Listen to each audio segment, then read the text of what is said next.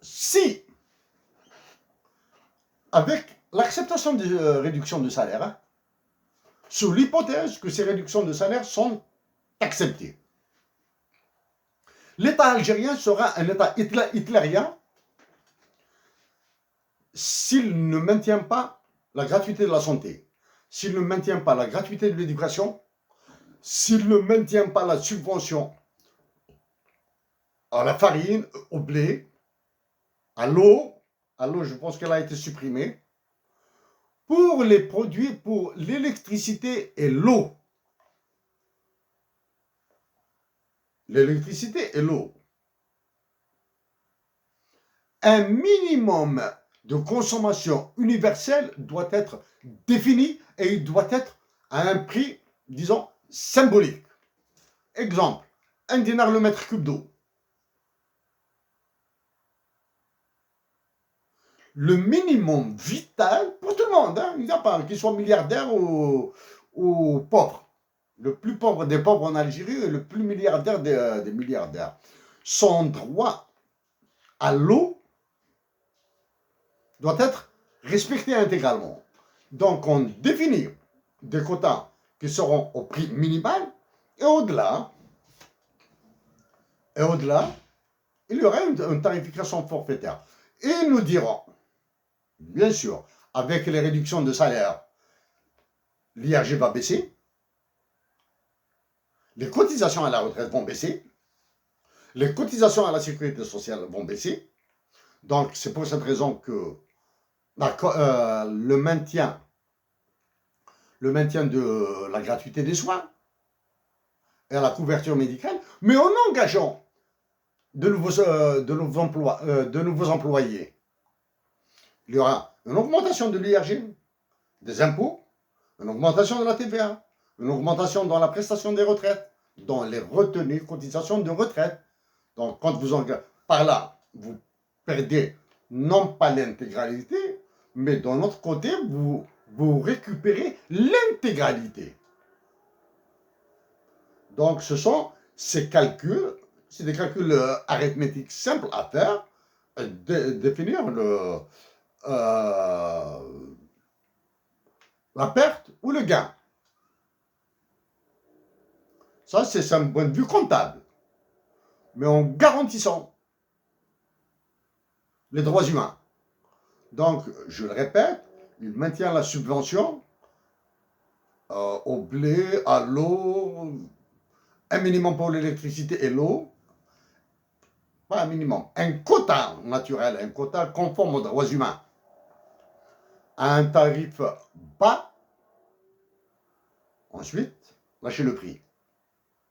La téléphonie fixe locale doit devenir gratuite parce qu'elle est génératrice d'énormément de bénéfices.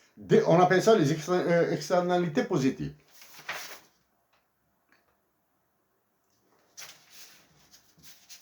Maintenant, pour faire vite, parce que j'ai d'autres sujets à traiter, voici les graphiques. Je n'ai pas... Il m'est impossible de représenter toutes les courbes. Hein. Il y a combien de courbes? Combien 1, 2, 3, 4, 5, 6, 7, 8, 9, 10, 11, 12, 13. Normalement, je dois avoir 13 courbes. Si j'avais 13 courbes ici, vous ne verrez absolument rien. Je dois avoir 13 courbes. Et même qu'il y aura 15 courbes. 15 courbes multipliées par... Donc, c'est une matrice énorme. Hein. C'est une matrice énorme. Et Dieu merci, il y a l'informatique qui permet de faire des calculs automatiques. Je sais que le maximum sont là. Le maximum, ils sont là. Le maximum d'emplois possibles que je peux créer est là. Je sais que le minimum d'emplois possibles que je peux créer est là. Ça, je le sais. Tout ce qui est en dessous des tout ce qui est là. Ouais, tout ce qui est là. C'est le domaine du possible. C'est ce qu'on appelle le domaine du possible. Ce sont des courbes d'effet limité de Pareto. C'est-à-dire ça, c'est le maximum. Ici, sur toutes ces courbes, vous êtes à l'optimum. Vous ne pouvez pas faire plus. Si vous faites moins, c'est ce qu'on appelle l'inefficacité économique. Maintenant, ici, il y a ce qu'on appelle les additions horizontales et les additions verticales. Je sais qu'ici, en additionnant toutes les possibilités, tous les emplois que je peux créer ici, vont me donner le maximum d'emplois possible pour toutes les tranches de salaire. Ici, quand j'additionne verticalement, on additionne les courbes, on fait cette courbe, plus cette courbe, plus cette courbe, mais à la verticale. Quand on fait à l'horizontale, à l'horizontale, là, les possibilités deviennent plus limitées. Parce qu'il faut qu'il y ait une intersection.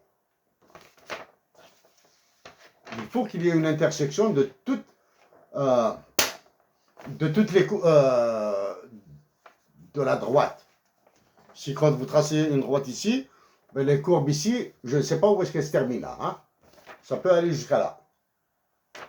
Donc là, c'est avec ces calculs qu'on peut faire ce qu'on appelle les additions verticales et les additions horizontales.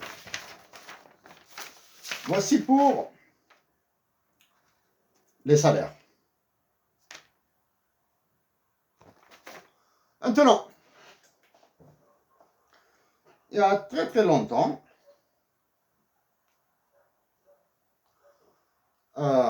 c'était en 2016-2017.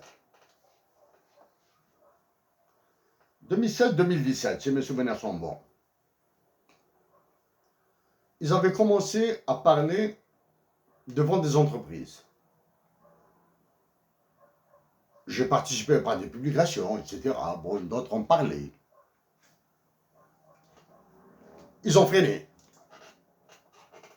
Maintenant, ils ont décidé de vendre les banques et les entreprises publiques. L'ENIM de Tizi Ouzou fait partie des entreprises à brader.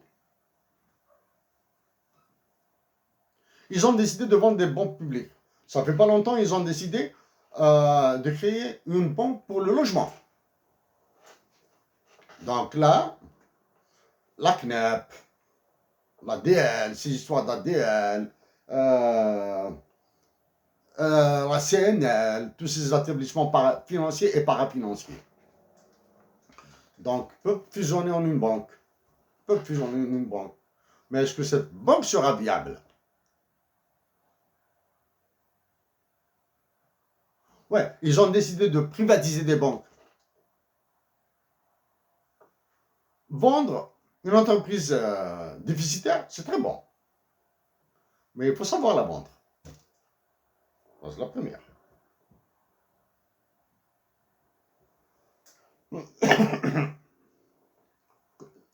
Si vous savez comment la vendre, il faudra trouver l'acheteur.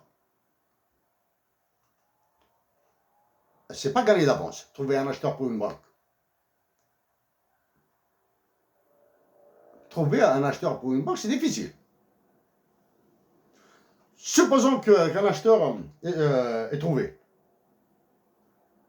Soit trouvé. Supposons qu'un acheteur, je pense qu'il soit trouvé. Que va-t-il faire du personnel? C'est la première. Les biens immobiliers de la banque seront-ils cédés? Maintenant, il y a un problème du bilan de la banque. C'est depuis 2016 que j'avais suggéré de faire plafonner les taux d'intérêt pour canaliser, c'est ce qu'on appelle faire le drainage financier vers les banques. Ils ont refusé. Pourquoi? Parce qu'en vendant les banques, ils ne veulent pas vendre des crédits à taux d'intérêt élevés. Parce que les clients pourraient fuir. Ça, c'est la première. Deux,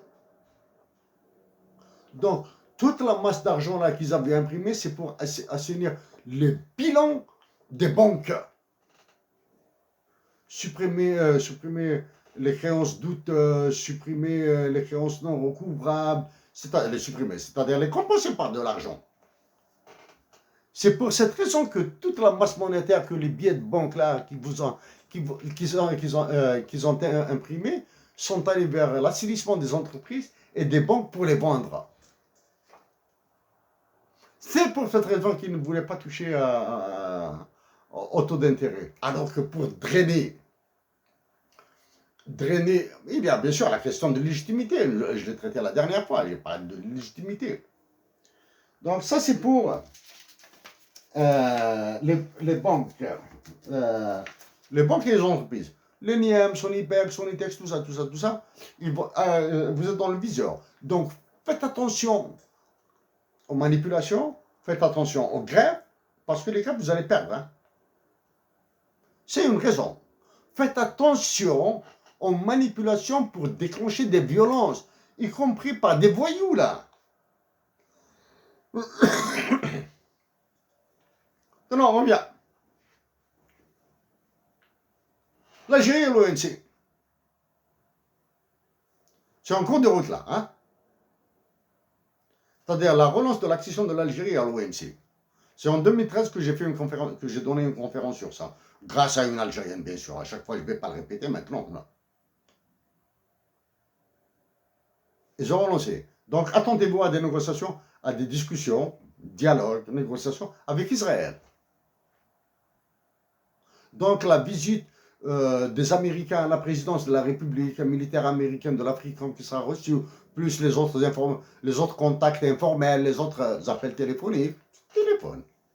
Avec une diplomatie complètement en panne, la diplomatie algérienne complètement en panne. Donc, il faudra penser à des discussions avec Israël. Je l'ai traité lors de la dernière intervention. Hein. J'en ai parlé. Donc, l'accession à l'OMC. Mais pourquoi maintenant l'accession à l'OMC est revenue au devant de la scène?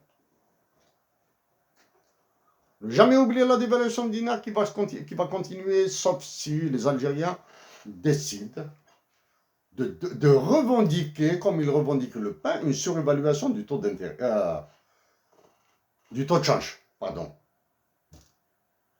Pourquoi maintenant l'accession de l'Algérie à l'OMC revient? Elle a les garanties qu'elle sera membre à part entière. Ça, c'est la première. Deux, si l'Algérie a donné son accord pour l'établissement de relations avec Israël. Trois, c'est pour faire passer la pilule de la ZLECAf. Sinon, si la ZLECAf par là a son règlement, son code, son droit, c'est le droit de l'OMC, plus exactement du GATT. On appelle le droit hégémonique, le droit de l'OMC, le droit du GATT, etc. Si la ZLECAf a accepté le droit de l'OMC, l'application du droit de l'OMC, j'en ai parlé. Donc maintenant, l'Algérie et la Libye risquent de poser problème parce qu'elles ne sont pas membres de l'OMC. Donc ils vont accorder, les Américains vont appuyer, les Américains et les Anglais, hein, pas les Français. Les Américains et les Anglais vont appuyer l'accession de l'Algérie à l'OMC. Sans ils vont dire que toutes les conditions sont réunies ou bien on va lui accorder des dérogations. Il y a un système de dérogation. Il y a un système dérogatoire. Dérogatoire, l'accession à l'Algérie. Bon, bien sûr, s'il vous plaît. Chérif Aïssat ne descendra jamais à vos bassesses. Jamais.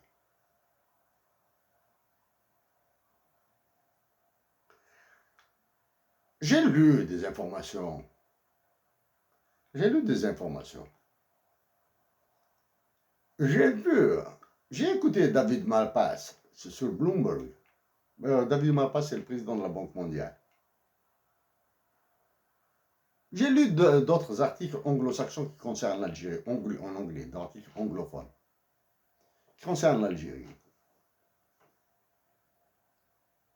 La situation de l'Algérie est devenue un jeu, est devenue une blague dans certains journaux anglophones. C'est-à-dire, ils attendent l'effondrement de l'Algérie rapidement.